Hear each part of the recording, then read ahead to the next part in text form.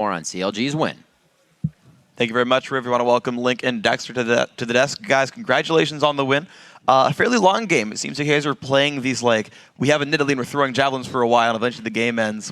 Is this the plan? Just throw javelins, win games? Or is this how it happens to be planning out? We just kind of figure out what team comp we want to run based off of what they pick. And we don't really know what we're going to pick beforehand. We just have a general idea of the first few picks and then we just kind of go with whatever. Did anything change in the game after you see how strong their early game is going to be with Renekton and Corki and Elise and a TF moving around early? I think we picked ourselves in a really high disadvantage. I mean, the biggest problem is Jarvan. I played Jarvan, and the biggest problem with him is his early game. He's actually really weak. People think, oh, level 2 gank, you can EQ, but it's not like this, you know? If I ever engaged on them before and I get counter-ganked, I would just die. And Elise is a really strong jungler, but we had to leave it up because we came into the game with a game plan. And they had really good lanes, TF is really good, and they had the TF set up for, they had Renekton on the side lane and Thresh, which is pretty good for TF. So overall, we almost lost all lanes. And we knew that, okay, we just have to turtle it out. Nidalee has to get strong. And then again, even if you're in a good position to siege, Twitch can't take towers that good. And we had to blow ultimates to take the towers. But yeah.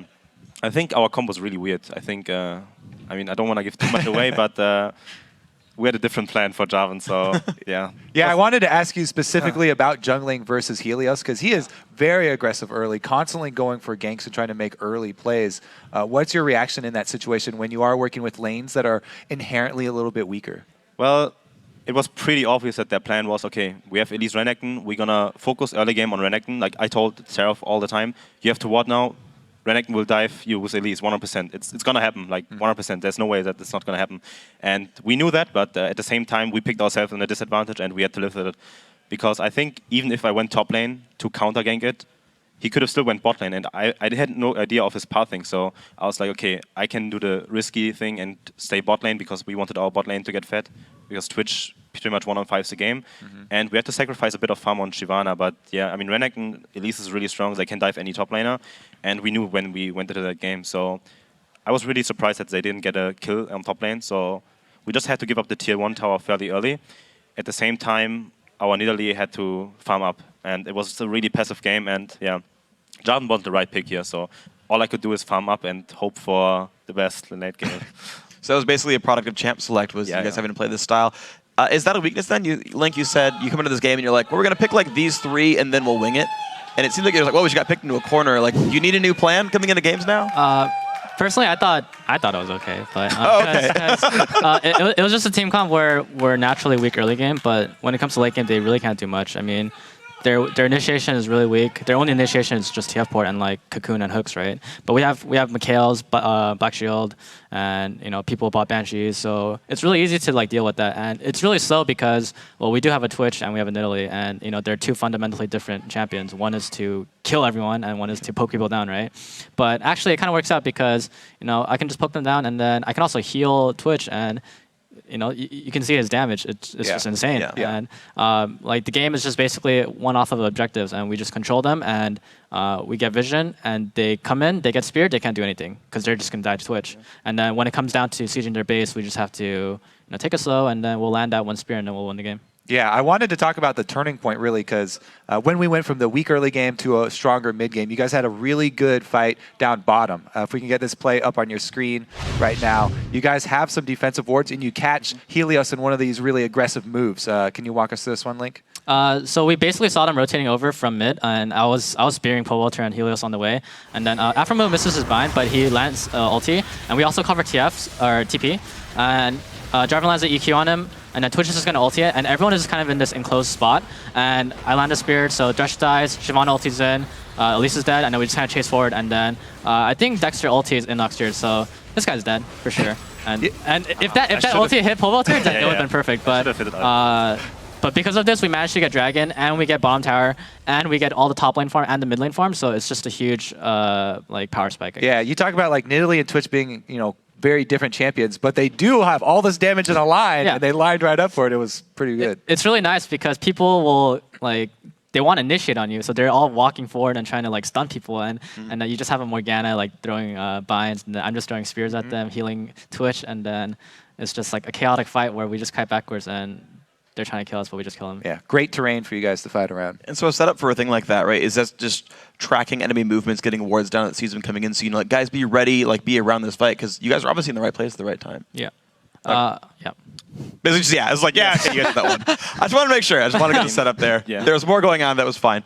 Okay, so it's interesting. Like, so Double Lift also kind of thinking about the champs you guys are playing and the way this comes working out. Like, first pick Twitch once again. I know you guys talked about that, where you knew you kind of the first 3 things.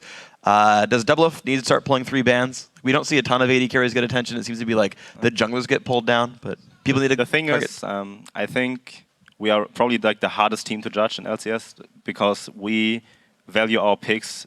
Like every week we come into a new week and we value our picks differently. For example, week 1 we were like, okay, we're gonna put high focus on Elise, and then this week we don't really care at all, and we just release 2 strong junglers that I should have left open maybe, and then it's like a counter to Elise or like at least equal matching power. But yeah, we just come into the week with like new strategy and new value of picks, and then we just try to make the best out of it. Like just depending on scrim results and how it goes, we start like, okay, we have a priority list, and then we see what's open, and then we see, okay, what can they pick against it, and is it okay if we play against it, and what should we pick here right now? So that's how the usual thought process of that is. So just a week's worth of scrims will make you just like, you know what, it's actually these 3 champions we care about. You'll entirely change like your game plan? The thing is, it can change in a matter of like 1 day. You know, we can scrim like 4 days with like one specific comp, then we play against a different opponent, and we're like, okay, this comp has a weakness. And then we just change picks completely. Like we're like, okay, this champion has a higher priority in our list right now, so we have to take him out or first pick him. That's how it usually goes. And then people have like different strategies and different values of champions.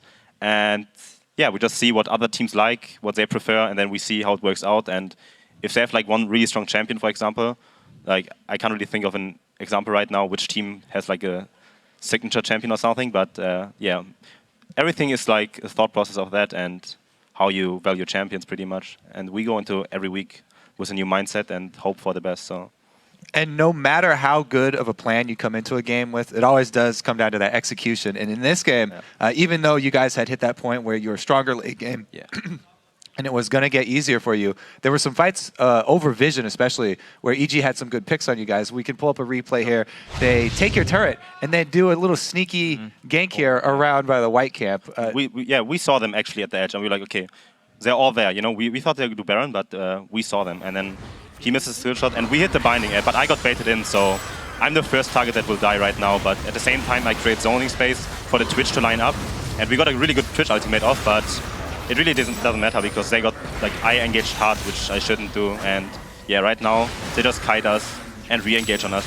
Like, their comp is really good for kiting out too. And yeah, they have Thresh against Shyvana. They can just stun a target with TF, and now they're re-engaged, which is pretty bad for us.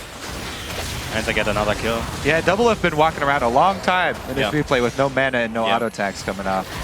Yeah, and that's the biggest problem. I mean, they have a really good comp for kiting out. Like, Thresh is the god of kiting, and if you commit with Shyvana, you have to either commit, because kiting against Thresh is impossible. He will just hook you, box you, and yeah. And they had a ghost TF, so he can just catch up to us again. So it's really hard for us. Like, either we have to commit full, or if we kite backwards, we just die, because they have like TF port and everything to catch up. So it's really hard, and it was a really good spot for them to fight us. So yeah, we kind of shouldn't have engaged there. And we're like, okay, we're just going to out-rotate them, force them to come to an objective, and then poke them.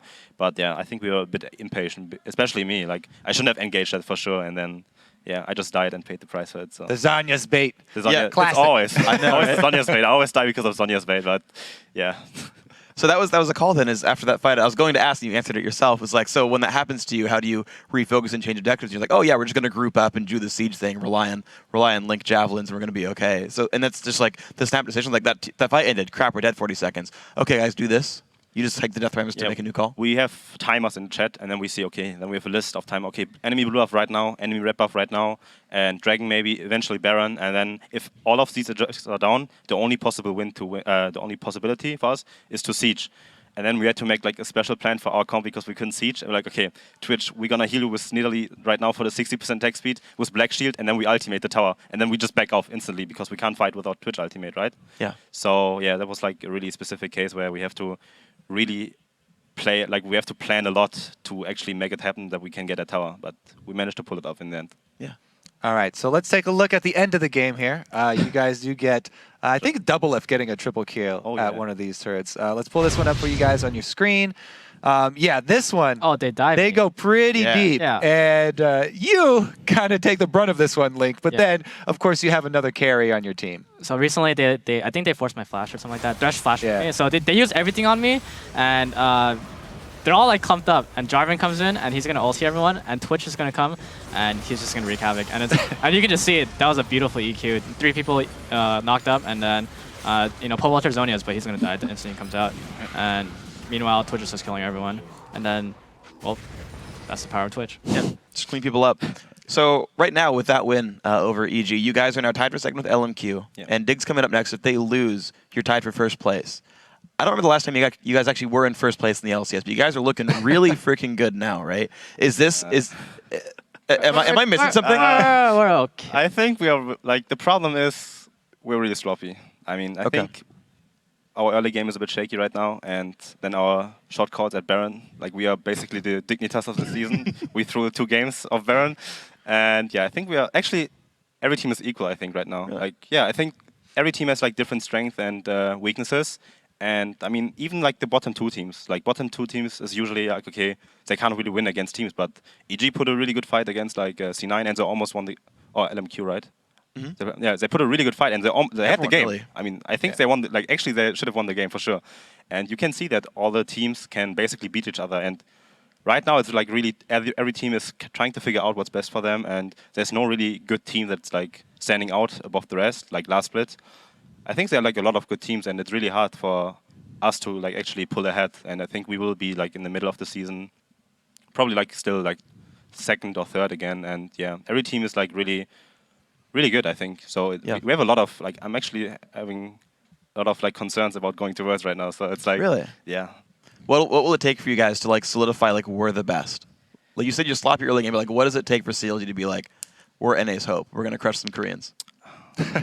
I don't know. It's really hard. I mean, you can't really see progress in like one day. You have to like progress. Okay, today we're gonna focus on objective control.